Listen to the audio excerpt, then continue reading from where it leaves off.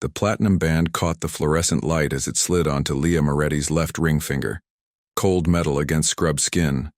A stranger's desperate gamble measured in seconds, while Room 8's cardiac monitor shrieked its 17-beat alarm. Gabriel Hart's hand shook, his Brioni suit jacket spotted with someone else's blood. His voice cracked around edges that a $2.4 billion fortune couldn't smooth. "Be my wife for 10 minutes. Sign the consent form, or the boy won't make it to the OR." Leah's pulse hammered against her stethoscope. The ICU's disinfectant tang mixed with his cologne, bergamot and panic. 3 floors below, Dr. Okafor was prepping the surgical bay. 2 minutes ago, the actual Guardian's flight had been delayed in Atlanta. One choice stood between her nursing license and a 9-year-old's ruptured spleen. She looked at the ring. She looked at the boy's monitor. She opened her mouth and gave the only answer a Moretti woman raised on Hanover Street ever could, when someone's life hung in the balance. Boston General's ICU hummed with the mechanical symphony Leah knew better than her own heartbeat. Ventilator sighs, IV pump clicks, the shuffle of clogs on linoleum worn smooth by 12-hour shifts. She'd worked Trauma 4 for 6 years, threading catheters and reading labs while surgeons barked orders, learning to make life-and-death calls in the space between one alarm and the next. Tonight she wore navy scrubs with her employee badge clipped to the pocket, her dark hair twisted into a bun held by her grandmother's silver clip, the one Nonna Maria had worn through 40 years of nursing at Mass General before the renovations, before everything went digital. Gabriel Hart didn't belong here. His custom suit, his Patek Philippe watch, the way he stood near the crash cart like a man who'd never been told no in any language. Everything about him screamed Fifth Avenue boardroom, not linoleum and antiseptic. He'd appeared 20 minutes ago with the boy Diego Reyes, unconscious and bleeding internally from a playground fall. No parent in sight, just Gabriel, white-knuckled and insisting he had guardianship papers, that he needed to sign the surgical consent. But Massachusetts law demanded spousal verification for emergency co-signatures when the primary guardian wasn't present. Leah needed to get Diego to the OR. Gabriel needed her to sign a form that would either save a child or end her career. The hospital's legal team was 17 floors away in a conference room that locked at 8 p.m. "You want me to commit fraud?" Leah kept her voice level, but her fingers found Nonna's clip, the way they always did when hospital policy collided with the bleeding human in front of her. "I want you to authorize a surgeon to save a 9-year-old. Gabriel's jaw tightened. "Diego's mother, my business partner's ex-wife. She's on a flight that just got diverted to Charlotte. Storm system. I have temporary guardianship papers in my briefcase, dated and notarized last month when she flew to Hong Kong for the merger talks. Massachusetts General Hospital Form Med Consent ICU 09. Requires a spousal co-signature when the temporary guardian is a non-relative male under 40. It's an outdated rule from 2003. Dr. Okafor has an OR window that closes in 8 minutes. Leah pulled up Diego's chart on the nearest monitor. Falling hemoglobin, rising lactate, internal bleeding that wouldn't wait for a lawyer to review guardianship clauses. She'd seen this before, the golden hour slipping away while administrators debated. "Show me the papers." She held out her hand. "And tell me why a billionaire CEO is playing temporary dad to his partner's kid at a public hospital when you could have airlifted him to a private surgical suite in under 10 minutes. Gabriel's expression shifted. Surprise, maybe respect. He pulled a leather folder from his briefcase. Inside, guardianship transfer, notarized October 12th, valid through November 30th. Maria Reyes' signature, witnessed by 2 attorneys. Everything looked legitimate except the one detail that mattered. "Maria trusts me." His voice dropped. "Her ex-husband. There are reasons she didn't want Diego near certain hospitals, certain people. This was the closest trauma center when he fell at the brownstone playground. I called ahead. I have authorization, I just need a wife." Leah's laugh came out sharp. "For 10 minutes. The ring sat on the nurse's station counter between them. White gold or platinum, elegant in its simplicity. She wondered whose it had been. What woman had worn it before tonight's emergency transformed it into a prop? Diego's monitor alarm changed pitch. Dr. Okafor's voice crackled over the intercom. "Moretti, we need that consent. Now or never." Leah picked up the ring. If I do this, if we follow my rules. Gabriel nodded once, sharp and immediate. No photos, no press. Partner presence policy PR-12. 3 covers us for documented medical necessity, but the second this becomes public, we're both finished. She held up her phone. I'm documenting everything. Timestamps, witnesses, the complete audit trail. You want curated coverage? Fine. We'll have proof of exactly where we were, when, and why. But this stays clinical. Professional. You don't touch me except what's necessary for the paperwork. Agreed. Gabriel's relief was palpable. 10 minutes. I sign as guardian, you co-sign as spouse per hospital protocol. Diego gets his surgery. Then we're done. Safe word. Leah's voice cut through his assumptions. If either of us needs to stop, we say Hanover, and this ends immediately. Consequences be damned. Something flickered across Gabriel's face. Curiosity, calculation. Hanover. Got it. Is there? That's the deal. She slid the ring onto her finger properly this time, feeling its weight settle against her knuckle. It fit perfectly, which felt like either destiny or the universe's cruelest joke. Let's go save your kid. They signed the consent form at 20:47:33 EST. Leah's employee ID K4821 logged in the hospital system, security footage capturing every keystroke. Gabriel's hand steadied as he wrote his name. Leah's remained perfectly controlled, the way Nona had taught her. Nurses don't shake, not when lives depend on steady hands. Dr. Okafor met them at the OR doors. We're good? We're good, Leah handed her the tablet. He's all yours. The surgeon disappeared through the double doors. Gabriel exhaled like a man who'd been holding his breath for an hour. Leah checked her watch. 20:48. 10 minutes started now, except the elevator doors opened and a woman in a burgundy suit stepped out, tablet in hand, hospital ID reading, compliance review. 10 minutes just became something else entirely. The compliance officer's heels clicked against linoleum with the rhythm of an execution march. Margaret Chen, according to her badge, senior review coordinator, which meant she had the authority to suspend staff pending investigation, and the personality of someone who enjoyed it. Nurse Moretti. Margaret's smile didn't reach her eyes. And Mr. Hart. Interesting timing. Leah felt Gabriel tense beside her but kept her own posture relaxed, slipping naturally into the role every nurse learned by their second week, the one where you smiled at the auditor while mentally reviewing every protocol you'd followed. Ms. Chen, Diego Reyes is in surgery. All documentation complete. I'm sure it is. Margaret tapped her tablet. I'm actually here about the fundraiser, the hospital gala next week. I understand Mr. Hart is our keynote speaker, and there was some confusion about the seating chart. Your name appeared on the RSVP list as his +1. Gabriel's recovery was smooth. Leah had to give him that. My wife prefers to keep a low profile. Medical privacy, you understand, but yes, she'll be attending. Wife. He'd said it without hesitation, as naturally as ordering coffee. Leah's fingers tightened around her clipboard. She felt the ring press against her skin, a reminder that this wasn't real, that in 9 minutes she could return to being a nurse who lived in a Brighton one-bedroom and bought her scrubs on sale. How lovely. Margaret's gaze fixed on the ring. Though I don't recall seeing an HR notification about your marriage, Nurse Moretti. We do require disclosure of familial relationships, particularly when they involve major donors.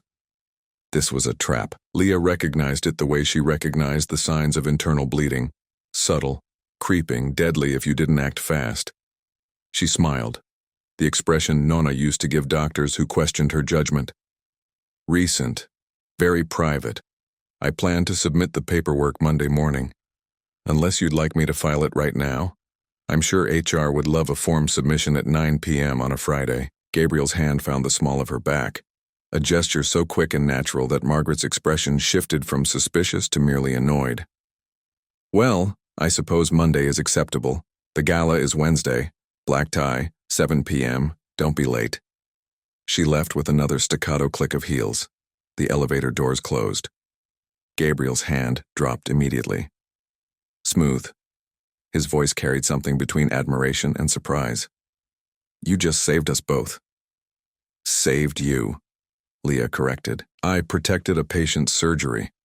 Now we're at minute 6 and I need you to understand something. That woman will be watching. If this doesn't look real, if we slip even once, Diego's procedure gets flagged, his mother faces questions, and I lose everything I've spent 6 years building. Then we make it look real. Gabriel pulled out his phone. The gala. We go together. We maintain the appearance until Diego's recovery is complete and Maria returns. Then we quietly separate. Clean, professional, no mess. Leah wanted to argue, wanted to say Hanover and walk away from this beautiful disaster. But she'd learned emergency medicine in a teaching hospital that served 3 of Boston's poorest neighborhoods.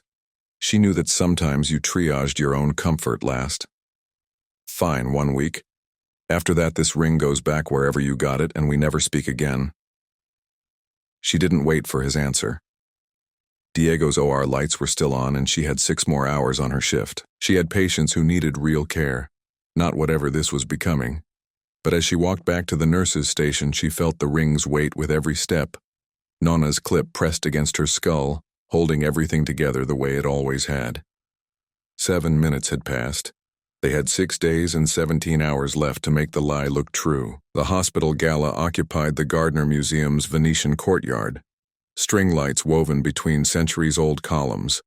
Boston's medical elite circulating with wine glasses and networking smiles.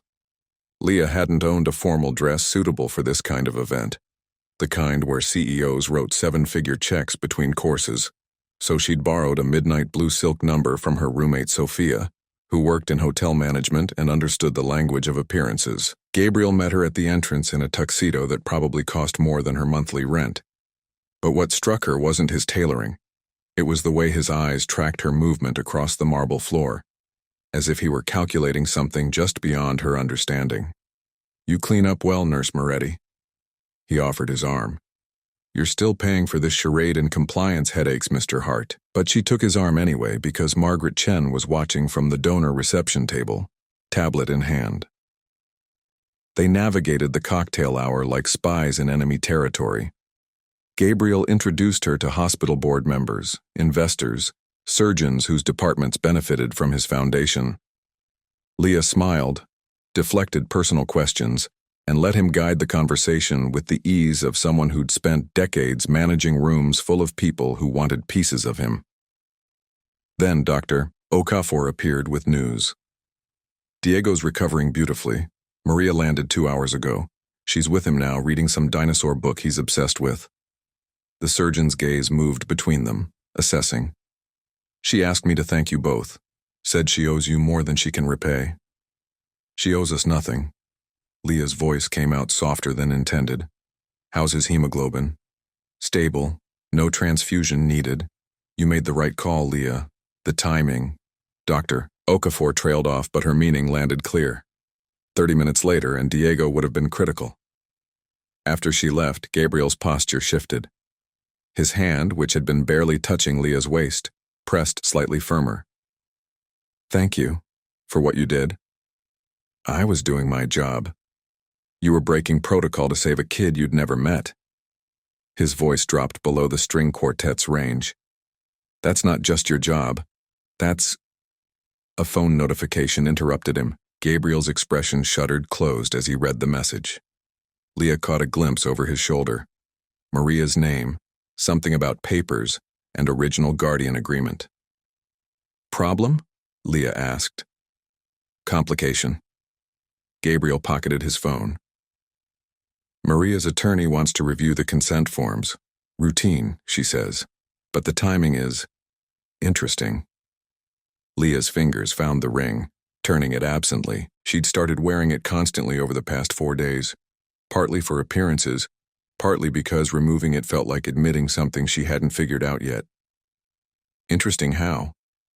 But Gabriel's attention had shifted to the courtyard entrance, where a man in a charcoal suit stood scanning the crowd. Leah recognized the posture, predatory, patient, the kind of person who didn't attend galas for the wine. We should dance.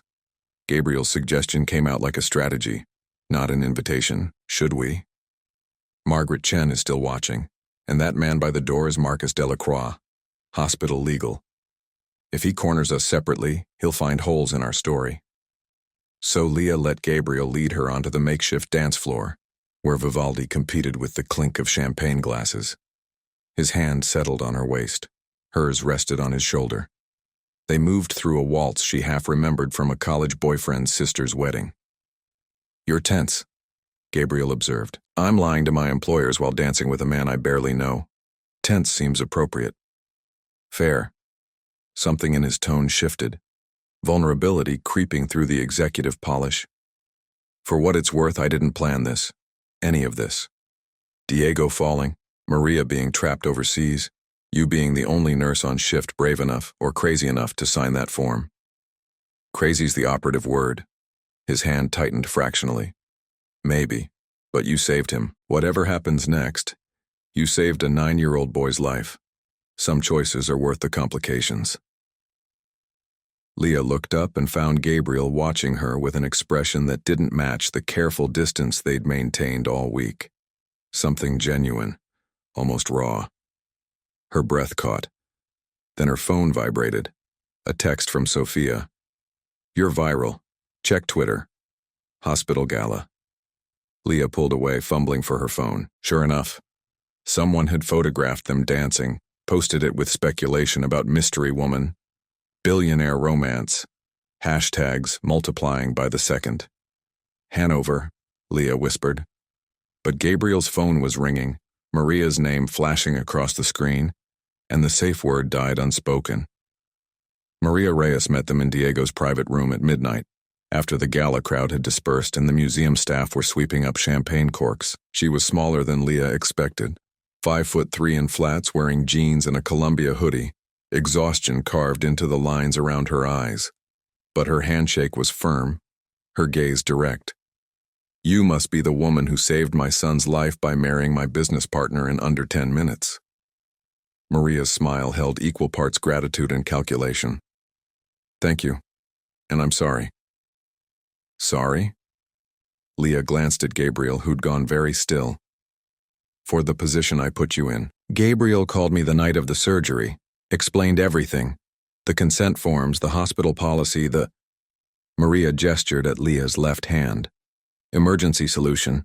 I should have had backup guardianship arrangements, should have anticipated delays. Instead, you two had to improvise. Diego stirred in the bed behind her, monitors beeping softly. The boy looked impossibly small against the white sheets, an oxygen cannula tucked beneath his nose. But his color was good, alive. Because Leah had taken a risk. He's going to be fine, Leah said. That's what matters. Mostly. Maria's expression shifted. Here's where it gets complicated.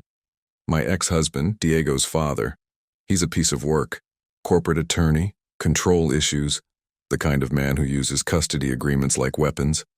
When he finds out about the surgery, she pulled out her own tablet, pulled up a document. Our divorce decree has a medical decision clause. Any emergency procedure requires notification within 24 hours. I notified him. He's now questioning the consent validity. Says Gabriel doesn't have legal standing. Says the hospital violated protocol by allowing a fake spouse to co-sign. The words landed like a punch. Leah felt the air thin. He knows. He has lawyers. Maria's voice was gentle but firm. They'll request an audit. They'll examine every timestamp, every signature, every witness statement. They'll try to find irregularities to leverage against me in our custody battle. Which means you both need to be prepared for questions. Detailed questions. Gabriel moved to the window, his silhouette sharp against the city lights. We have documentation, timestamps, witnesses. Everything was legitimate. Except the marriage. Marcus Delacroix's voice came from the doorway. The hospital legal counsel stepped into the room, holding a manila folder. I've been reviewing the consent forms, the HR notifications, the social media posts from Wednesday's gala, and I have some concerns. Leah's pulse hammered. This was it. The moment where her career ended, where 6 years of nursing school and clinical rotations and double shifts dissolved into one reckless choice. She reached for Nona's clip without thinking, the silver cool against her fingertips. What kind of concerns? Gabriel's tone shifted to boardroom ice. Marcus opened the folder. Inside, printouts of the ICU consent form, the hospital badge scan logs, the security footage stills, and, Leah's stomach dropped, a screenshot of their dance at the gala, time-stamped 21:34:17 EST, posted by a medical blogger with 80,000 followers. The kind where I need to determine if this was an emergency medical decision or a fraudulent representation. Marcus looked directly at Leah. And I need you to walk me through exactly what happened the night of October 25th. Every detail, every timestamp, every witness. Because if this doesn't hold up to scrutiny, it's not just your nursing license at stake, it's criminal fraud. Leah's hand closed around Nona's clip. She thought about her grandmother, about 40 years of nursing through regulations and red tape and doctors who questioned every call. She thought about Diego, alive and breathing. She thought about the truth. Marcus led them to a conference room 3 floors down, windowless, fluorescent, the kind of space designed for uncomfortable truths. He set a digital recorder on the table between them, clicked it on with the silver cross pen he'd been tapping against his folder all night. Click, tap, click. Leah filed that detail away. Marcus's tell, the rhythm he'd repeat whenever he was about to ask something sharp. Let's start with October 25th, 20:30 hours. Marcus opened a laptop, pulled up the ICU security footage. Mr. Hart arrives with Diego Reyes, unconscious child, internal bleeding. You're the intake nurse, Nurse Moretti. Walk me through your decision-making process. Leah kept her voice steady. Standard trauma protocol. ABCs, airway, breathing, circulation, hemoglobin dropping, abdomen rigid. Classic presentation of splenic rupture. Dr. Okafor was on call. We needed surgical consent within 15 minutes or we'd lose the window. And Mr. Hart presented guardianship papers. Marcus clicked through images, the notarized documents, timestamps clear. Legitimate.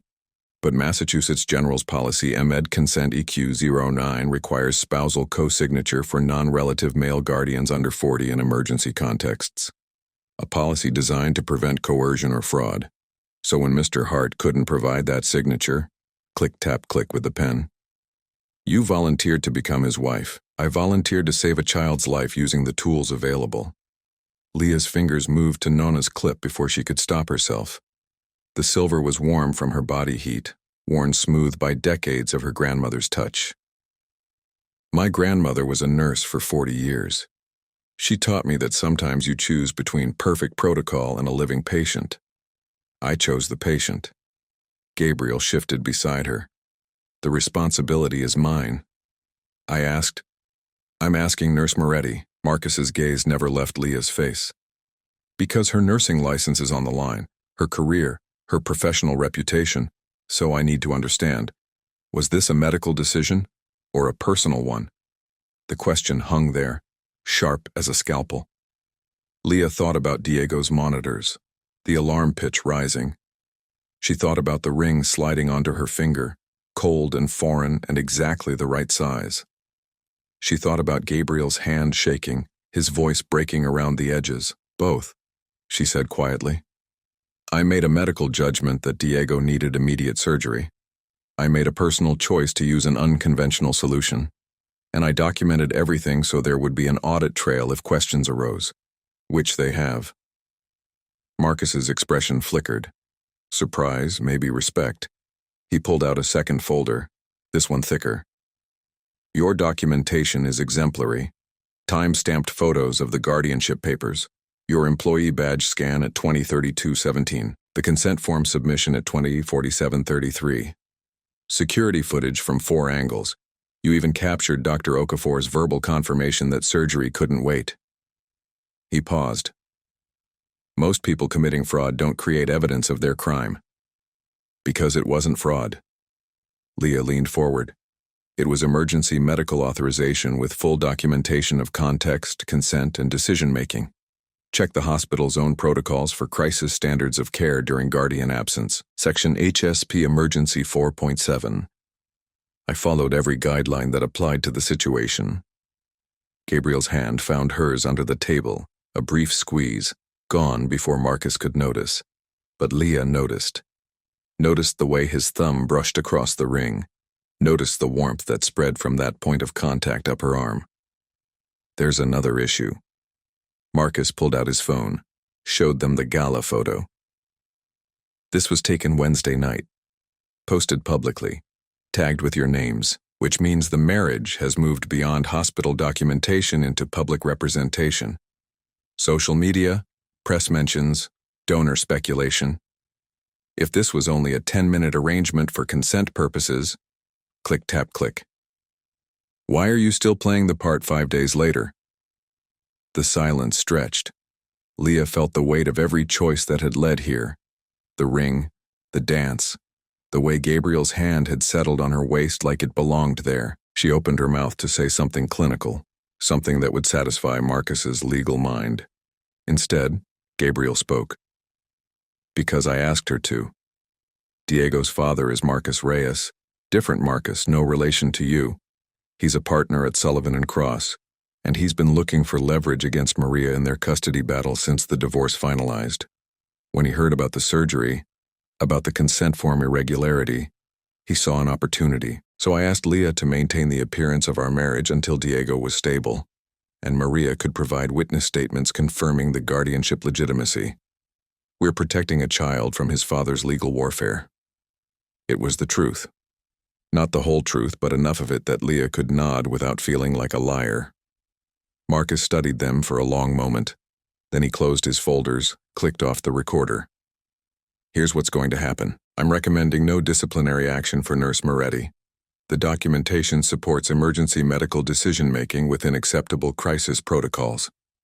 Mr. Hart, you'll need to provide a sworn affidavit about the guardianship arrangement.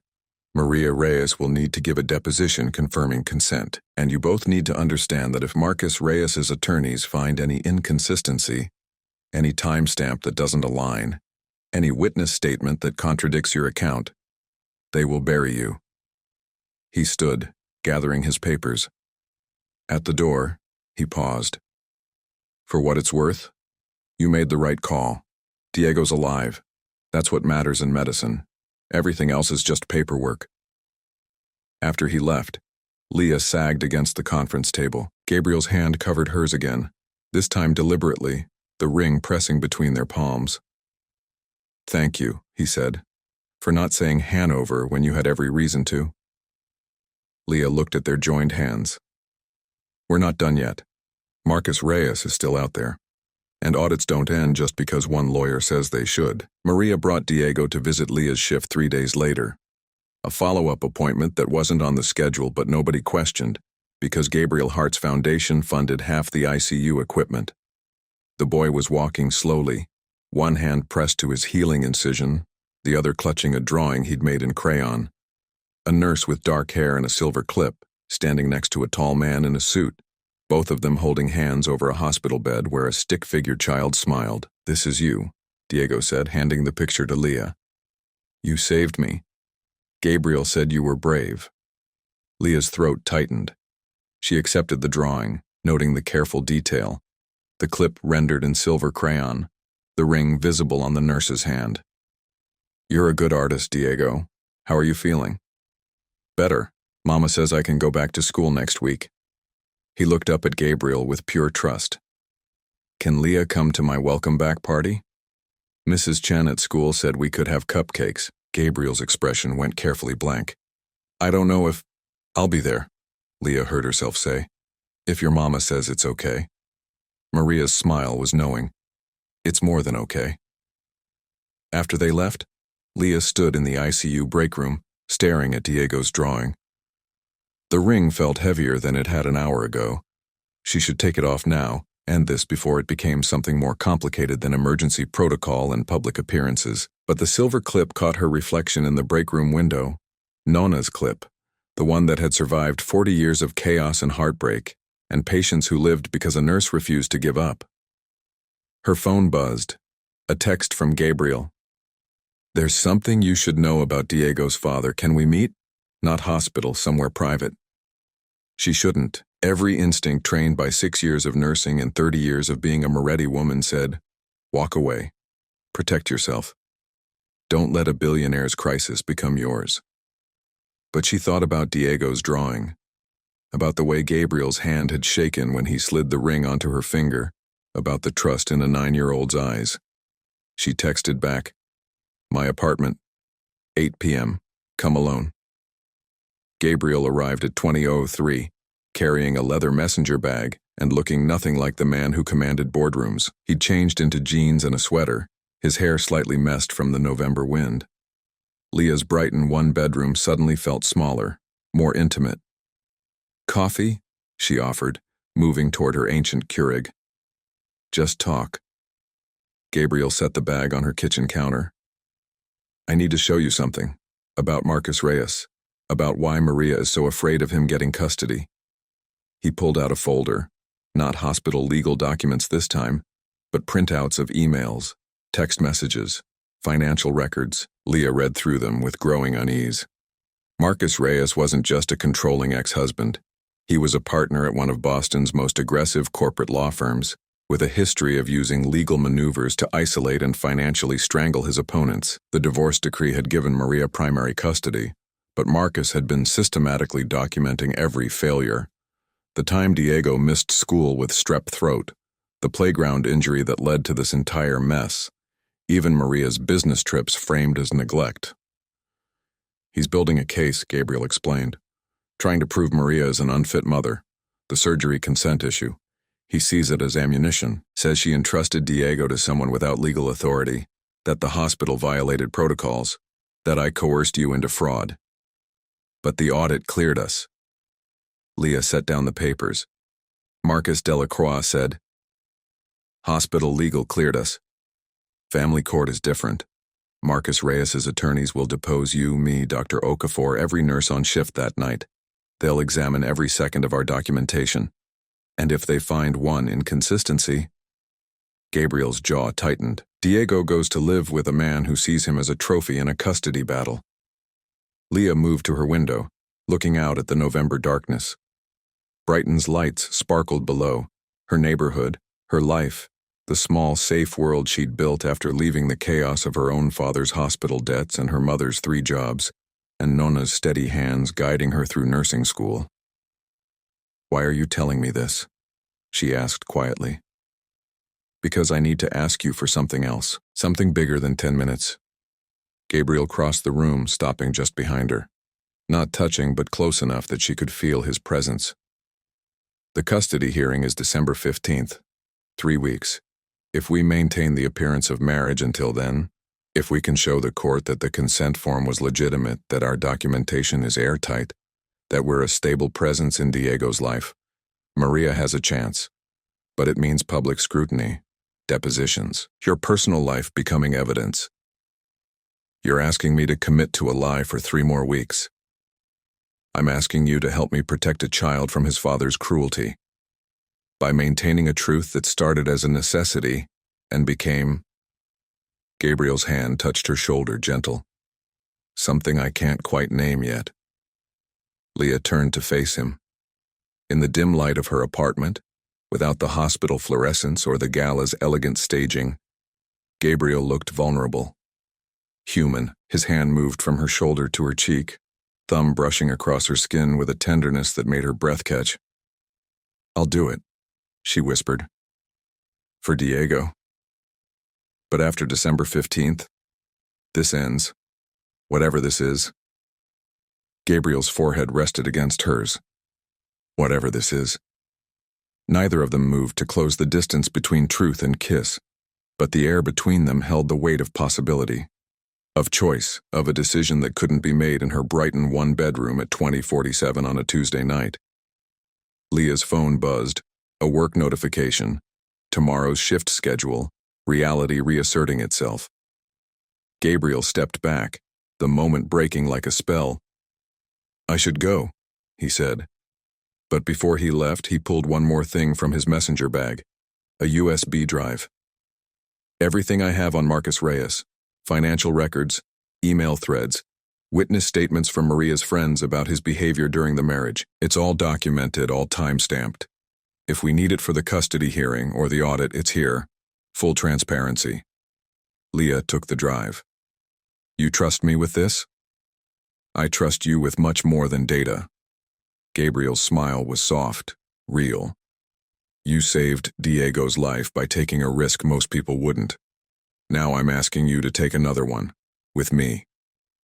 After he left, Leah sat on her couch with Diego's drawing and the USB drive and Nona's clip in her palm. The ring caught the lamplight, throwing tiny reflections across her ceiling. 3 weeks. She could do 3 weeks of managed appearances and documented whereabouts and pretending that the way her heart had jumped when Gabriel touched her cheek was just adrenaline. Just emergency response, just another patient saved. But when she finally fell asleep, she dreamed about a hospital room and a 9-year-old boy and a man whose hand shook when someone's life depended on his choices. Not because he was weak, but because he cared enough to be afraid. The deposition happened in a conference room that smelled of old carpet and new litigation. Marcus Reyes's attorney, Jennifer Chen, no relation to the hospital's Margaret, had the kind of smile that preceded evisceration. She wore a gray suit that cost what Leah made in 3 months, and she wielded questions like surgical instruments. Nurse Moretti, you signed a medical consent form as Gabriel Hart's spouse at 2047-33 on October 25, 2025. Jennifer tapped her own silver pen against a yellow legal pad, not the same rhythm as Hospital Marcus's click-tap-click, but close enough to make Leah's shoulders tense. But according to Massachusetts marriage records, no license was filed, no ceremony recorded. You weren't married, were you? Leah kept her voice level. The consent form required spousal co-signature per hospital policy, MED Consent ICU 09. Mr. Hart and I made a decision to authorize emergency surgery using available documentation frameworks. Available documentation frameworks. Jennifer's smile sharpened. Interesting phrasing. Let's look at your documentation. She pulled up a laptop screen, began clicking through files. Hospital badge scan K4821, timestamp 2032-170400. That's you arriving for your shift, correct? Correct. Security footage from ICU camera 3, timestamp 2041.050400. That's you accepting a ring from Mr. Hart. Yes.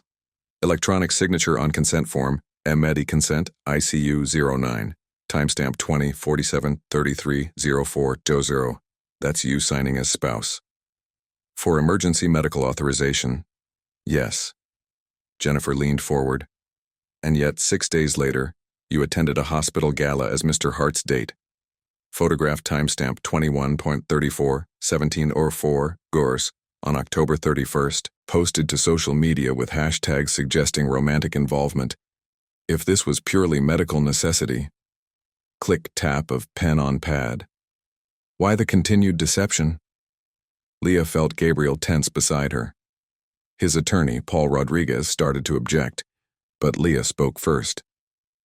Diego's father was threatening to use the consent form as evidence of parental neglect. Maintaining the appearance of our relationship protected a child from becoming ammunition in a custody battle. Protected a child? Jennifer's tone turned sharp. Or protected yourselves from fraud charges? Let's look at another timestamp. Your employee keycard log for November 2nd shows you accessed the hospital at 14:22:47:04 CRO, outside your normal shift. Why? I was visiting Diego Reyes during his recovery, off-duty. Which hospital policy Visit Family 08 permits for staff checking on former patients? Former patients, not family. Jennifer pulled out another document, printout of a text exchange. But this message from Mr. Hart sent November 4th at 19:43:12:04 Momgray reads, "Can we meet? Somewhere private." And your response, timestamp 1951:03:04 Marm. My apartment, 8 p.m., come alone. That doesn't sound like professional follow-up, Nurse Moretti. That sounds like collaboration on custody documentation. Leah's fingers found Nona's clip, grounding herself. Mr. Hart was providing me with evidence of his guardianship legitimacy, evidence I could reference if my nursing license was questioned, which it was. Jennifer switched tactics. Let's talk about the ring. Where did it come from? I don't know. Leah glanced at Gabriel. He brought it to the hospital that night. You didn't ask? You just accepted jewelry from a stranger and committed to representing yourself as his spouse without questioning the origin? I questioned the medical necessity. The ring was a tool to satisfy hospital protocol. Its origin was irrelevant to Diego Reyes's survival. Interesting. Jennifer pulled out a photograph, high resolution, clearly professional. It showed the ring on Leah's finger, but zoomed in to reveal an inscription inside the band. To Gabriel, with love, always. This ring belonged to Mr. Hart's late mother. Custom made, one of a kind. He gave you his mother's ring for a 10-minute arrangement. Doesn't that suggest a deeper connection than emergency protocol? Leah's breath caught. She'd never looked inside the band, never questioned why it fit perfectly, why Gabriel had it immediately available. She felt the weight of that choice settle over her, the intimacy of wearing someone's grief, someone's history, without knowing. Gabriel's hand found hers under the table. His grip was tight, almost desperate.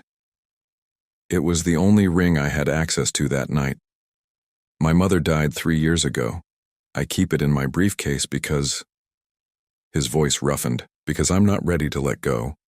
When Diego's life was on the line and I needed something that looked legitimate, I grabbed what was closest. It wasn't calculated. It was panic. Jennifer's expression shifted, a crack in her professional armor.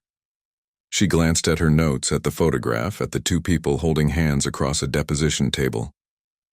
Let me be clear about what we're alleging, she said. That you, Nurse Moretti, and you, Mr. Hart, conspired to commit medical consent fraud, that you fabricated a spousal relationship to circumvent hospital protocols designed to prevent coercion, that you then maintained this fabrication to obstruct our custody investigation, and that the evidence, timestamps, witness statements, documentation, supports a pattern of deception. Click, tap, click. Unless you can provide proof that contradicts this narrative. Leah's mind raced through the audit trail, the security footage, the badge scans, the text timestamps. Everything was documented, but documentation could be framed as evidence of crime just as easily as evidence of care. She thought about Diego's drawing, about Nona's clip, about the way Gabriel's mother's ring had become part of her body over 2 weeks of wearing it constantly. She thought about saying Hanover, about ending this before it destroyed everything she'd built, her license, her career, her small safe life in Brighton where nobody questioned her choices because nobody cared enough to look closely. But then Gabriel spoke. Check the ICU security footage from camera 4, timestamp 2039 Grauer through 2042 Gro, full audio capture. Jennifer pulled it up. On the screen, grainy but clear. Gabriel and Leah in the hallway, voices raised. Gabriel, you want me to commit fraud? Leah, I want you to authorize a surgeon to save a 9-year-old. The full conversation, unedited, showing Leah's hesitation, her demands for documentation, her insistence on boundaries and ethics, showing Gabriel's desperation, but also his respect for her conditions. That's informed consent, Gabriel said quietly. Leah didn't blindly accept. She negotiated, she documented. She protected herself and Diego simultaneously. That's not fraud. That's crisis decision-making by a medical professional who understood the risks and chose to prioritize patient survival. Jennifer studied the footage. When she looked up, something in her expression had changed. Not softened, but shifted toward recognition. The custody hearing is in 4 days. December 15th, Family Court, Judge Patricia Monroe presiding. You'll both be called to testify. My client, Marcus Reyes, will argue that Maria's judgment is compromised, that she entrusts her son to people who fabricate legal relationships, that Diego's welfare requires more stable custody arrangements. She closed her laptop. You'll need more than timestamps to convince a family court judge. You'll need character witnesses. You'll need documentation of motive. And you'll need to explain why, if this was purely medical necessity, you're both sitting here defending it like your lives depend on it. After she left, Leah sat in the conference room while Gabriel's attorney gathered papers. Her hand still held Gabriel's, the ring pressing between their palms. She should let go, should walk away, should protect herself before this, whatever this was, became something that could break her. "Hanover," she whispered. Gabriel froze. "What?" "I almost said it, just now during the deposition. I was this close to using the safe word. Ending it. Protecting myself." Leah turned to face him. "But I didn't. And I need to know why I didn't. Because this stopped being about Diego's surgery the night you came to my apartment, the night you told me about custody battles and your mother's ring and asked me to take a risk with you." Her voice cracked. "I need to know what this is before I lose everything defending it." Gabriel's thumb traced circles on her palm. "I don't have a clean answer. I know what it started as. Desperation, protocol, emergency. But somewhere between the ICU and the gala, and watching you defend our choices like they mattered more than your license." He lifted their joined hands, looked at the ring. It stopped feeling like pretending. It started feeling like possibility. Like maybe the risk was worth taking not just for Diego, but for us. Whatever that means. "It means I'm in love with you." The words tumbled out before Leah could stop them, raw and unpolished and terrifying. Which is the worst possible timing, and the most unprofessional complication, and absolutely not what I planned when I signed that consent form. But it's true. Gabriel pulled her close, forehead resting against hers the way it had in her apartment. "It means I'm in love with you too, which is why I'm going to ask you something else. Something that might end this, or save us both." "What?" "Marry me. Actually marry me. Before the custody hearing. Give us legal standing that can't be questioned, proof that wasn't fabricated, a foundation that protects Diego and us simultaneously. I know it's fast. I know it's crazy. But we've been married in every way that matters for 2 weeks except the paperwork. So let's make the paperwork match the truth." Leah stared at him, at the man who'd burst into her ICU with a dying child, and asked for 10 minutes that had turned into falling in love while pretending to be something they'd accidentally become. She thought about Nonna, about 40 years of nursing and a silver clip that had survived every crisis. She thought about Diego's drawing and Marcus Reyes's cruelty, and Jennifer Chen's question. "Why are you defending this like your lives depend on it?" Because they did, not the lives they'd had before October 25th, but the lives they were building in the space between emergency and commitment, between risk and trust, between a ring that was supposed to be temporary and a promise that wanted to be real. "Yes," Leah said. "Let's get married."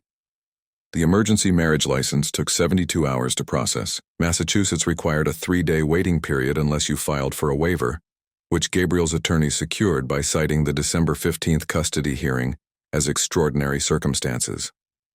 They were married at Boston City Hall on December 12th at 10:00 a.m., witnessed by Sophia, still confused but supportive, and Paul Rodriguez, Gabriel's attorney, pragmatic and unflappable. The ceremony lasted 8 minutes. Judge William Torres asked if they understood the legal implications. They said yes. He pronounced them married. Leah wore her scrubs because she had a shift at 2 p.m. Gabriel wore the same suit he'd worn the night Diego's surgery changed everything. It should have felt wrong, rushed, desperate.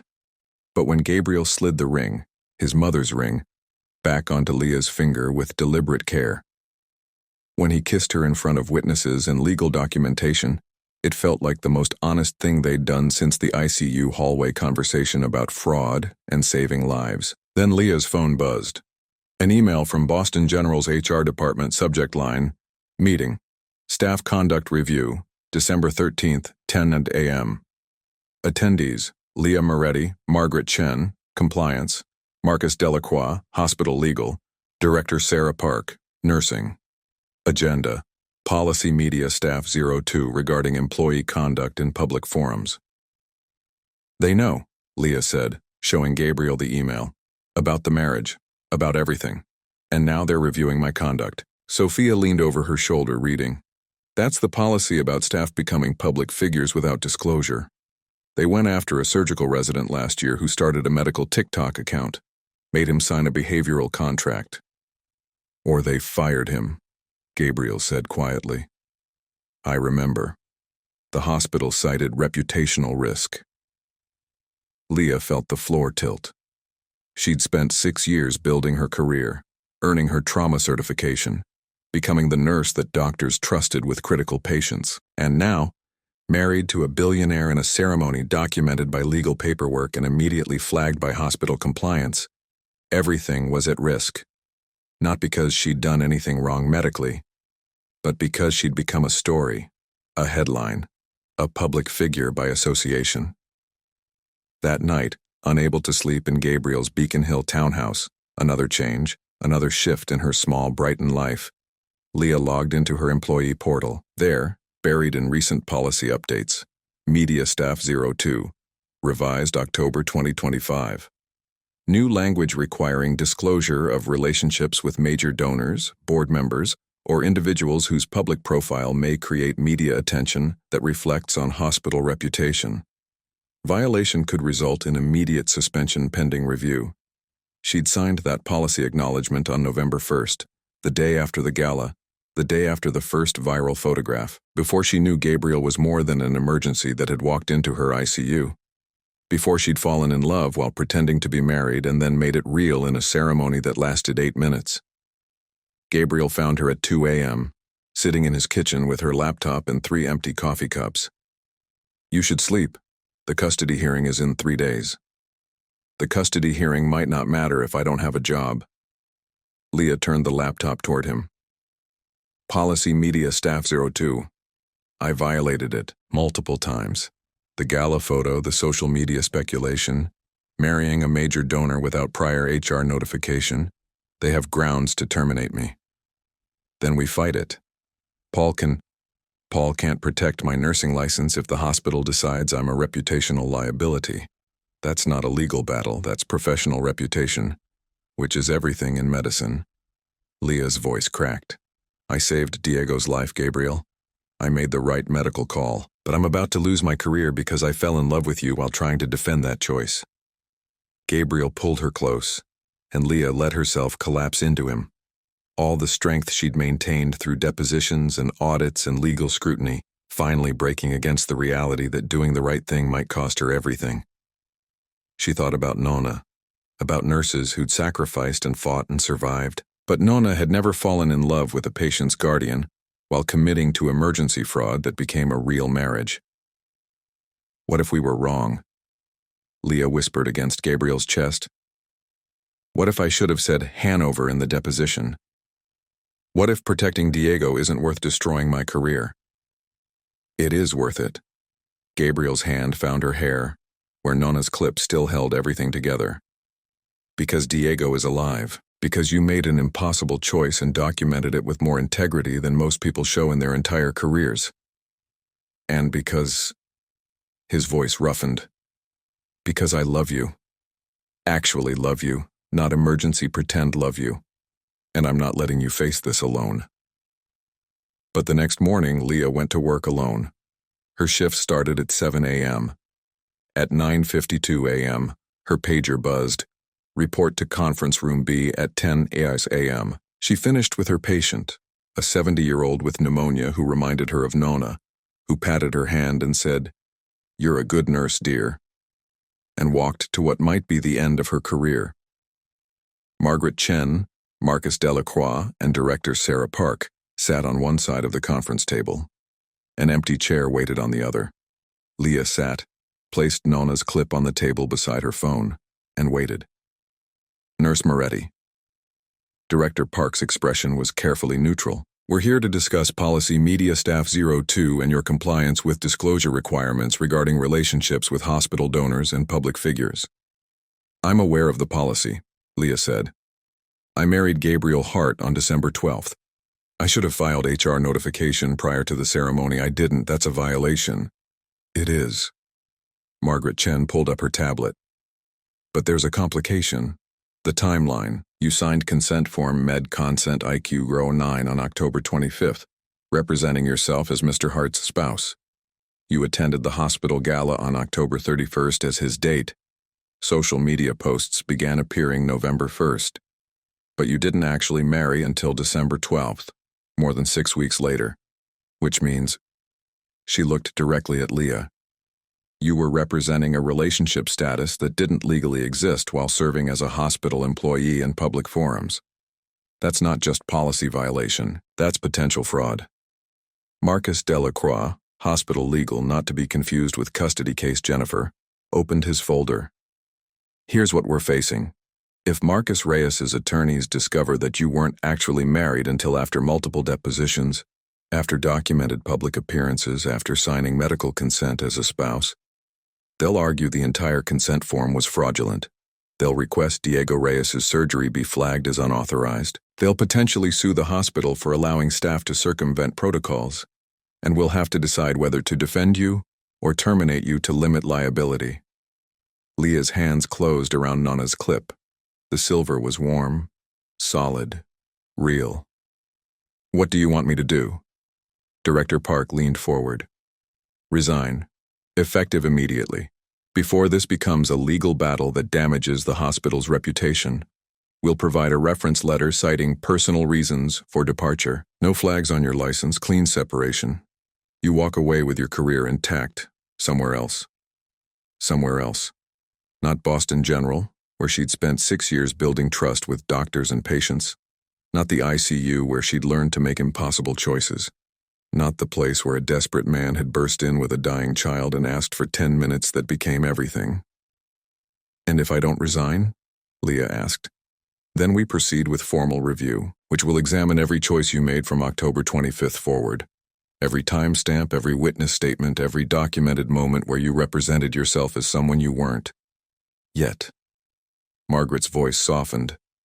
I don't want to do that, Leah. You're an excellent nurse, but you've become a liability we can't afford. Leah looked at Nona's clip, at the silver worn smooth by decades of a woman who'd fought every day to be excellent, to be trusted, to be the nurse who saved lives when protocol said wait. She thought about the question Nona had asked her the day she finished nursing school. Who are you when the rules say one thing and the patient needs another? She picked up her phone, opened her voice recorder, hit record. For the record, Leah said clearly, I'm Leah Moretti, RN, employee ID K4821, currently in a meeting regarding policy media staff 02 compliance. I'm being asked to resign to protect Boston General from legal liability related to emergency medical decisions I made while caring for patient Diego Reyes. I'm declining to resign. Instead, I'm requesting formal review with full documentation of the timeline, witness statements, and medical justification for every choice I made. She looked directly at Director Park. Because I'm not a liability. I'm a nurse who saved a child's life using every tool available, documented every step, and fell in love with someone while defending that choice. And if Boston General wants to fire me for that, then do it on the record. Don't ask me to quietly disappear. The silence was absolute. Then Marcus Delacroix, hospital legal, smiled. Actually smiled. Well, that's one approach. Risky but principled, though you should know the formal review will be thorough, and public once Marcus Reyes's attorneys find out. Let them, Leah said. I have nothing to hide. Every timestamp is documented. Every decision has medical justification. And I just got married 3 days ago to the man I love, which means the relationship status question is no longer relevant. She stood, pocketing Nona's clip. Is there anything else? Because I have a patient in room 6 who needs her insulin check, and that's more important than this conversation. She walked out before they could respond. Her hands shook only when she reached the ICU, when she leaned against the nurse's station and let herself breathe. Sophia found her there 10 minutes later. Are you insane? Sophia demanded. They offered you an out, a reference letter, a clean break. They offered me silence, Leah corrected. I'm done being silent. Her phone buzzed. A text from Gabriel. Whatever you just did, I'm with you. Always. Leah looked at the ring on her finger, his mother's ring, now hers, worn through emergencies and depositions, and a city hall ceremony that made everything real. She thought about the custody hearing in 3 days, about Diego and Maria and the battle ahead. She thought about a question she'd been asking herself since October 25th. Who was she when the rules said one thing and her heart demanded another? She was Leah Moretti, nurse, wife, Woman who'd chosen truth over convenience, love over safety, and dignity over silence. And she was done pretending any of that was wrong. The custody hearing began at 9 a.m. on December 15th in Suffolk County Family Court, Judge Patricia Monroe presiding. Leah sat in the gallery wearing a navy dress Sophia had helped her pick out. Professional, respectful, the kind of outfit that said responsible adult without trying too hard. Gabriel sat beside her, their hands joined in plain sight. Maria Reyes was at the plaintiff's table with her attorney, James Wu. Marcus Reyes sat opposite with Jennifer Chen, his expression carefully controlled, but his body language radiating the confidence of someone who believed victory was inevitable. Judge Monroe reviewed the motions. This is a custody modification hearing regarding Diego Reyes, currently age 9. The petitioner, Mr. Marcus Reyes, seeks primary custody based on alleged parental neglect and unsafe decision-making by the respondent, Ms. Maria Reyes. Specifically, Mr. Reyes claims that Ms. Reyes entrusted her son to unauthorized guardians and enabled medical consent fraud during an emergency hospitalization on October 25, 2025. She looked up. I've reviewed the depositions, I've examined the hospital documentation. Now I want to hear from the witnesses directly. Jennifer Chen called Marcus Reyes first. He testified about the divorce, about Maria's business travel, about his concerns for Diego's welfare.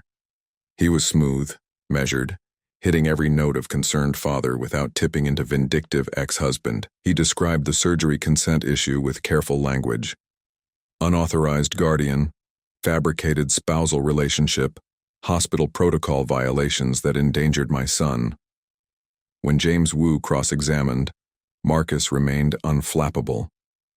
I'm not questioning the medical outcome. I'm grateful Diego survived, but survival doesn't excuse fraud. My ex-wife made choices that bypassed legal safeguards. That's concerning. Then Jennifer called Leah to the stand, the oath, the initial questions establishing her role and credentials, the timeline of October 25th, all smooth. Then Jennifer pulled out her laptop, began displaying images on the courtroom's projection screen. Nurse Moretti, this is security footage from Boston General ICU, Camera 3, timestamp 2041-0504, Aurora. The screen showed Leah accepting the ring from Gabriel. You agreed to represent yourself as Mr. Hart's spouse to satisfy hospital policy requirements, correct? Yes, this is the consent form, electronic signature timestamp 2047-3304-0. You signed as spouse. Yes. This is a photograph from the hospital gala, timestamp 2134-1704, where, on October 31st, you're dancing with Mr. Hart, still representing yourself as spouse. Yes. This is your marriage certificate filed December 12, 2025, 48 days after the original consent form. Jennifer's voice sharpened. Which means you weren't actually married when you signed the medical authorization. You weren't actually married when you attended the gala. You weren't actually married during your deposition on December 8th. You were lying. Under oath, on legal documents, in front of witnesses. The courtroom went very quiet. Leah felt every eye on her, felt the weight of those 48 days between emergency and commitment. She looked at Gabriel, at Maria, at Diego sitting in the gallery with his drawing clutched in his hands. I wasn't lying about what mattered, Leah said quietly. I wasn't Gabriel's legal spouse on October 25th, but I was the nurse who could save Diego's life. I wasn't lying about the medical necessity or the documentation or the decision-making process. I was honest about everything except the word wife. And yes, that's a violation, but it's not fraud, it's emergency medicine. Emergency medicine doesn't authorize perjury. Jennifer clicked to another image, the USB drive Gabriel had given Leah weeks ago. Mr. Hart provided you with private financial records, email correspondence, and witness statements about my client's behavior during his marriage to Ms. Reyes. Information you used to justify maintaining your fabricated relationship. Information that influenced your deposition testimony. That's not medicine, Nurse Moretti. That's collusion. James Wu stood. Objection. Ms. Chen is characterizing evidence review as conspiracy without establishing chain of custody or content verification. Sustained. Judge Monroe said. Ms. Chen, if you're alleging improper evidence handling, I need specifics. Jennifer smiled, the kind of smile that preceded a kill shot. Certainly, Your Honor. I'd like to call attention to Exhibit 47B. She pulled out a printout of text messages. These are communications between Nurse Moretti and Mr. Hart, extracted from phone records pursuant to discovery. November 4th, 1951, 3:04 were, Nurse Moretti texts, my apartment, 8 p.m. Come alone. November 6th, 22:34, 18:04 AUG. Mr. Hart texts, thank you for tonight for everything. November 10th, 07:15, 42:04 AUG.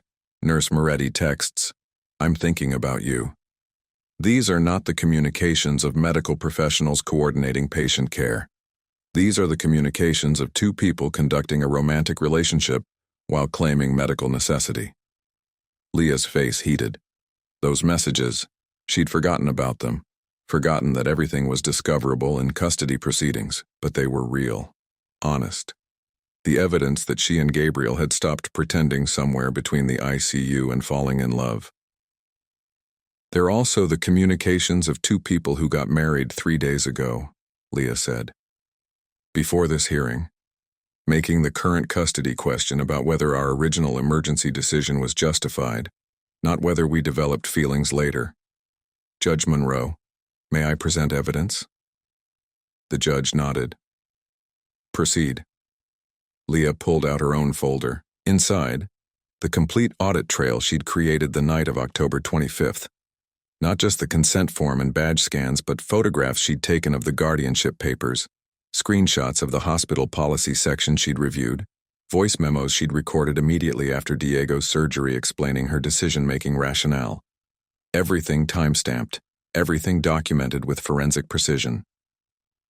This is file IMG 4821-2012522034.jpg, Leah said, pulling up the first image. Photograph of Maria Reyes's notarized guardianship transfer, taken at 20:34:12 Yalnars on my personal phone.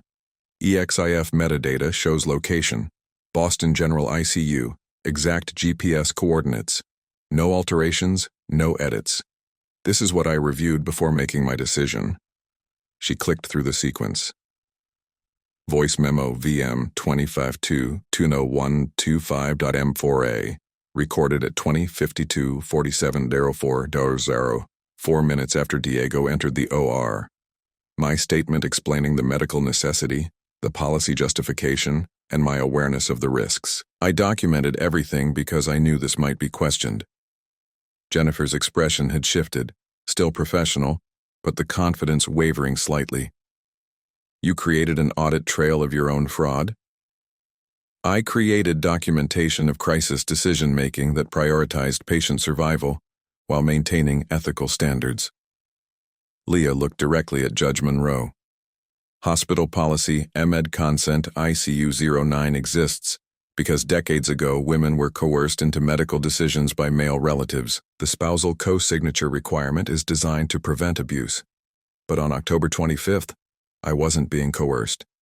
I was being asked to authorize life-saving surgery by a man with legitimate guardianship papers and a child bleeding internally.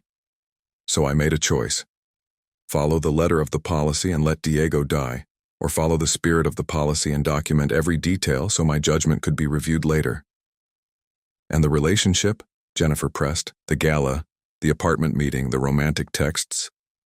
Developed later, Gabriel said from the gallery. Your Honor, may I testify?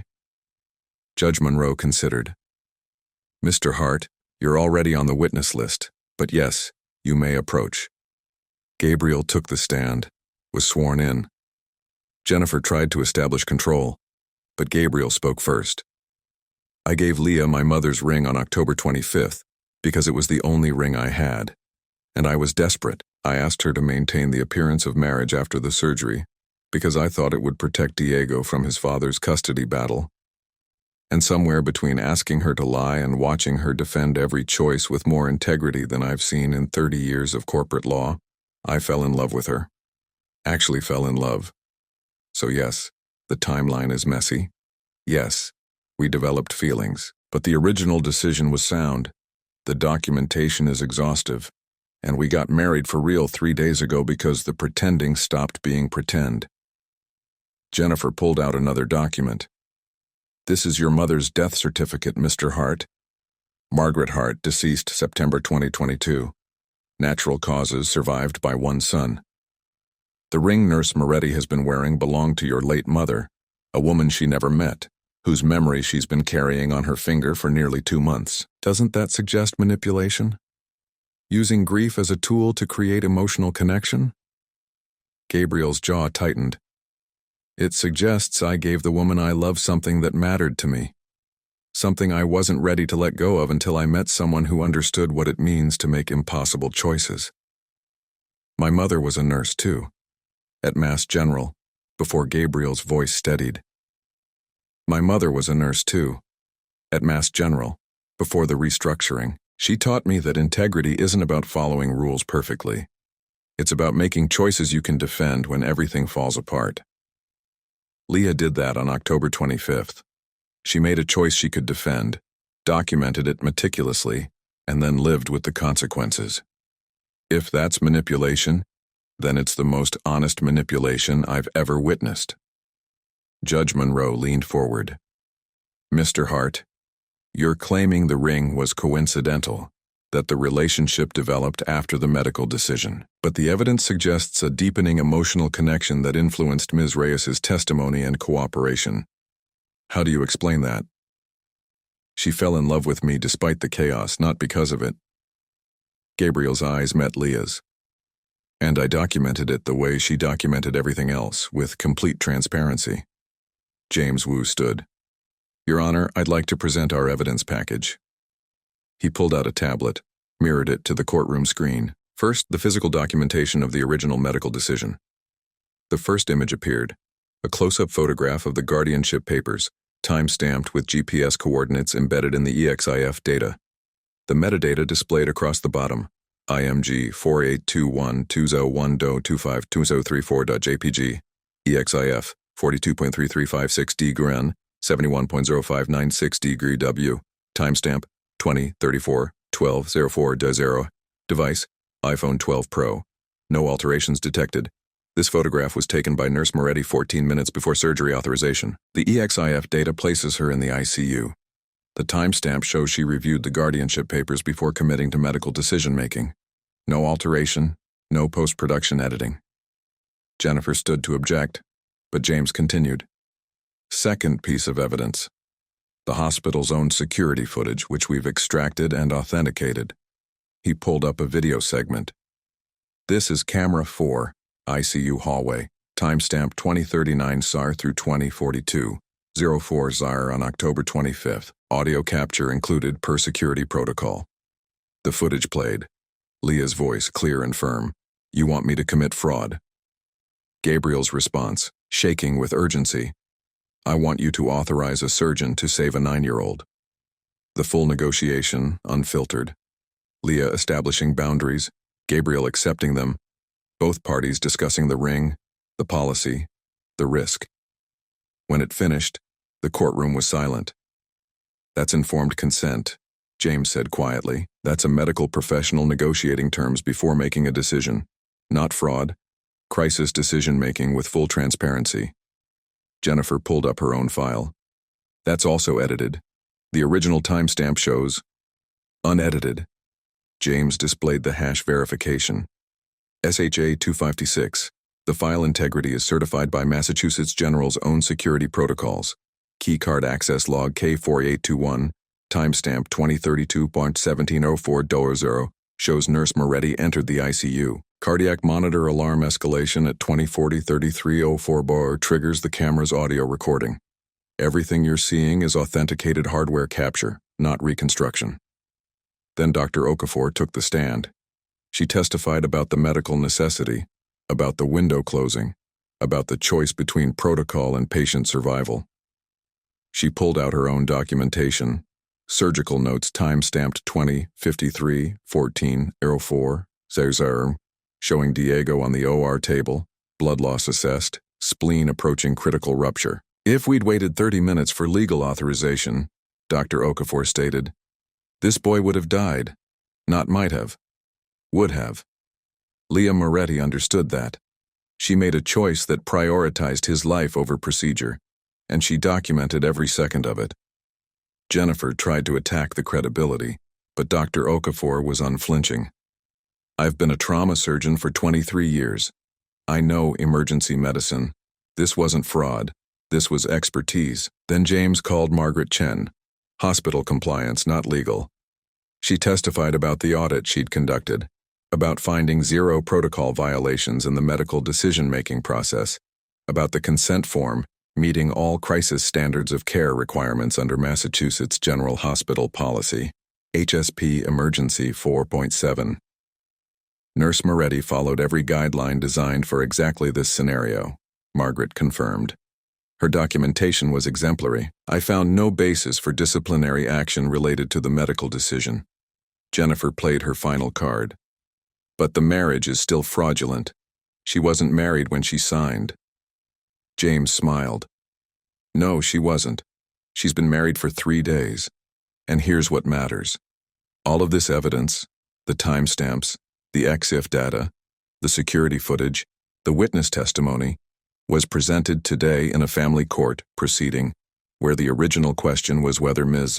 Maria Reyes made safe decisions regarding her son's care. The answer, documented and verified by hospital protocols, independent physicians, and her employee record, is yes. She entrusted Diego to a man with legitimate guardianship papers and a nurse with exemplary judgment. That's not negligence, that's good parenting. He pulled up one final image. A still from security footage showing Leah in the ICU hallway, Nona's silver clip visible in her twisted-up hair, the ring catching the fluorescent light. Timestamp 20:41:47:04. The same moment where Gabriel's hand trembled as he'd asked for 10 minutes. This is what courage looks like in real time, James said. Not perfection, not flawless protocol, just a woman with her grandmother's clip in her hair, making a choice to save a life and documenting every second so that choice could be defended. That's the kind of judgment Maria Reyes trusts, and I'd argue any reasonable family court should respect that judgment too. Judge Monroe studied the screen. She looked at Leah, at Gabriel, at Maria, at Diego in the gallery. She looked at the ring, at the clip, at the 48 days of documentation that proved a medical emergency had become a real marriage.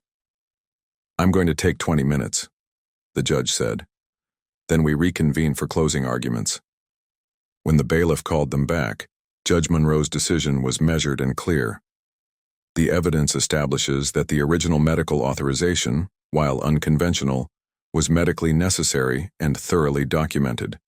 The subsequent relationship between Mr. Hart and Nurse Moretti, while complicating the legal picture, doesn't retroactively invalidate sound medical judgment. Therefore, I'm denying Mr. Reyes's motion to modify custody. Diego will remain in Maria Reyes's primary care, with Mr. Hart's guardianship arrangement continuing as established. She paused, looking directly at Leah. However, I'm also noting that Nurse Moretti violated hospital policy regarding disclosure of major donor relationships. That's between her and Boston General, but from this court's perspective, she made the right call on October 25th. Sometimes the most important choices aren't the ones that follow the rules perfectly. They're the ones that follow human decency. The Boston General press room filled within an hour. Leah hadn't expected media presence, but Marcus Reyes's attorneys had called reporters immediately after the custody decision, and the narrative shifted fast. Nurse defends emergency marriage decision.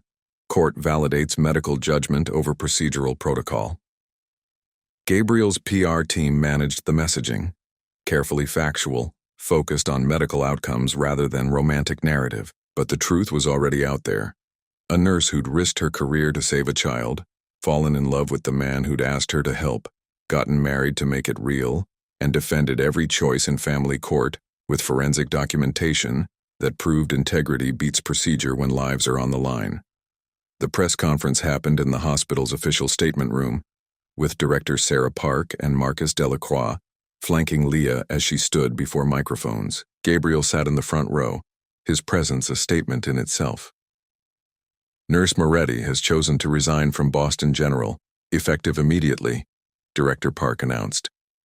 The hospital has agreed to provide a reference letter citing her exemplary medical judgment and documentation during the October 25th emergency. She'll be pursuing opportunities in trauma medicine at other institutions. Leah stepped forward. The room quieted. She reached into her pocket and withdrew Nona's silver clip, setting it on the podium where cameras could see it clearly. "My grandmother was a nurse for 40 years, Leah said, her voice steady. "She taught me that the rules exist to protect patients, but sometimes protecting a patient means bending the rules if you can justify it afterward. On October 25th, a 9-year-old boy was bleeding internally. I had a choice: follow procedure and watch him die, or make an unconventional decision and document everything so it could be reviewed. I chose documentation and transparency." She picked up the clip, held it to the light where the silver caught the camera flashes. "This is what we do in emergency medicine. We make imperfect choices in perfect clarity, and we stand by them afterward. I signed a medical consent form as someone's spouse because that's what the hospital policy required. I wasn't his wife at that moment, but I was willing to become his wife eventually, because the man I met that night was worth knowing. That's not fraud. That's life. That's trust. That's what happens when you choose human decency over convenience."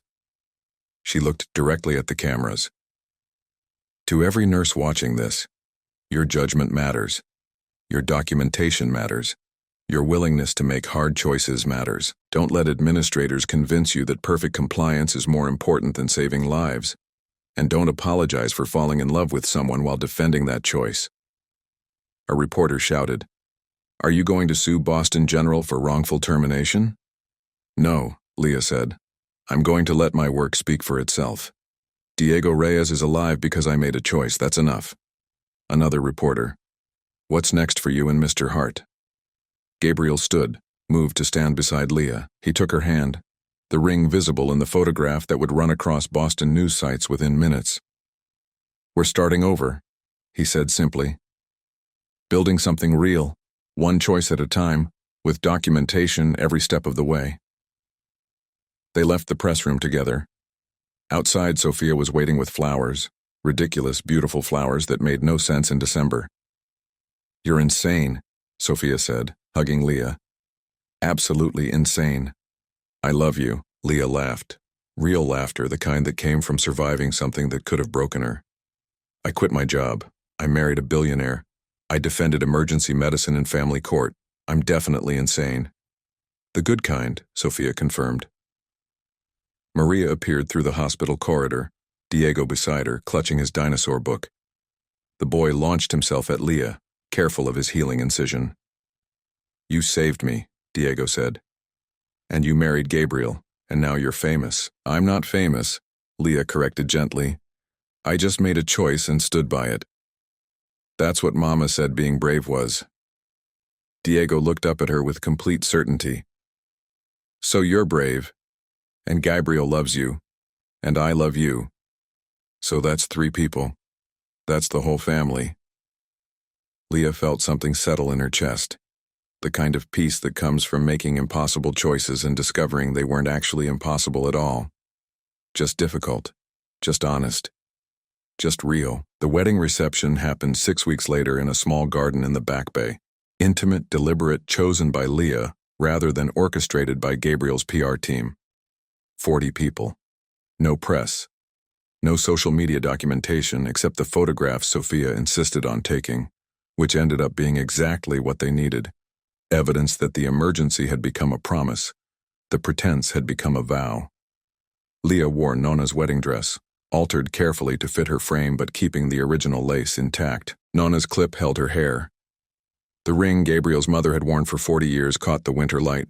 Diego stood beside them as a groomsman, his color healthy, his movement unrestricted, the scar from his surgery hidden beneath his tailored suit but visible in the way he moved with gratitude for every breath. "I'm not great at speeches," Gabriel said, standing before their gathered witnesses. "But I want to say this.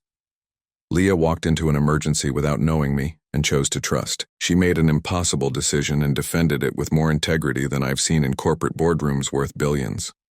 And somewhere between asking her to lie for 10 minutes and watching her tell the truth for 6 weeks, I fell in love with the woman I wanted to spend the rest of my life with. Not because she's perfect, because she's real, because she chooses what matters over what's convenient. He pulled out a document, officially notarized, witnessed, sealed. I've created a charitable foundation in my mother's name and Leah's. All proceeds from my investments for the next 5 years go to trauma medicine funding, specifically emergency protocols and ethical decision-making frameworks. Not because Leah asked me to, but because I watched her risk everything to save a life. And I wanted to make sure other nurses never have to choose between their career and their conscience. Leah's eyes filled with tears. She'd known this was coming. Gabriel had mentioned the foundation weeks ago, but seeing it formal, notarized, real, hit differently. The foundation bore both their names. Hart Moretti Emergency Medicine Ethics Initiative, established December 27, 2025, capitalized at $2.4 billion. The same number Gabriel had mentioned that first night in the ICU. $2.4 billion in jeopardy. Except he'd repurposed it into something that could save lives. I promise to trust you, Leah said, speaking extemporaneously because nothing scripted could capture this moment. Even when the choice is hard, even when documentation takes time, even when courage looks like admitting you're afraid, I promise to defend you the way you've defended me. And I promise to remember that the most important documentation we can create isn't on forms or in timestamps. It's in the choices we make for each other when nobody's watching. They exchanged rings. Simple bands, nothing like the emergency platinum or Gabriel's mother's heirloom. Just commitment. Just promise. Just yes. After the ceremony, they left through the garden's back gate while guests gathered for dinner. Gabriel and Leah walked Boston's frozen streets with no destination, no timeline, no obligation to be anywhere but here. No regrets? Gabriel asked, threading his fingers through hers. Hundreds of regrets, Leah said honestly, about the way it started, about the documentation requirements, about the legal chaos. But about you? About us? She looked at the ring on her finger, their ring now, the one they'd chosen together. No regrets. They ended up at Mass General, walking past the memorial to healthcare workers. Gabriel pointed to the bronze plaque. Margaret Hart, RN, 1952-2022. My mother's name? I didn't know they'd added it already. Leah touched the plaque, then touched Nonna's clip in her hair. Our mothers are here, watching, probably laughing at the chaos we created. Probably, Gabriel agreed, but they'd approve of the outcome. 3 months later, Leah was hired as Director of Emergency Medicine Ethics at Beth Israel Deaconess Medical Center, a position created specifically for her, focused on trauma protocol decision-making and staff support during ethical crises. She documented every case, every decision, every moment where the rules and human decency collided. She became known for training nurses to trust their judgment while maintaining documentation integrity. Diego's scar faded to barely visible. He started a blog called The Boy Who Got a New Family, where he talked about adoption and blended families and what it meant when love arrived unexpectedly. His latest post, a photograph of Leah, Gabriel, Maria, and himself at Thanksgiving dinner, all of them smiling around a table. Caption: This is what rescue looks like, not the emergency kind, the choose each other every day kind. Gabriel's foundation distributed its first grants in June, $45 million to trauma centers across New England for ethics training and protocol development. Every dollar traceable, every investment documented, every choice defended with the same meticulous transparency Leah had shown the night of Diego's surgery. But the most important documentation was the simple one. A small card Leah found in her car one morning, in Diego's careful handwriting. Thank you for being brave, love, Diego. She taped it to her refrigerator next to the hospital photograph from B12, the one with the ring catching fluorescent light, and Nonna's clip visible in her hair. And she kept going back to the question that had started everything. Who was she when the rules said one thing and her heart demanded another? She was Leah Moretti, nurse, wife, daughter of a woman who'd taught her that integrity isn't about following rules perfectly. It's about making choices you can defend when the stakes are survival, when documentation proves your judgment, when standing in truth costs more than comfortable silence. She was proof that the most important evidence isn't the timestamps or the security footage or the forensic data. It's the choice to defend what matters, no matter the cost. It's the willingness to become real instead of pretending. It's the moment you stop protecting yourself and start protecting someone else's life. It's that ring on your finger that transforms emergency into forever. It's knowing that love, documented meticulously and defended brilliantly, is the only evidence that ever really matters. What would you have done? If you'd been faced with that choice, emergency protocol or human life, which would you have chosen? And more importantly, what would you have documented to prove your judgment afterward? If this gave you courage, subscribe and tell us. What impossible choice taught you the most about yourself?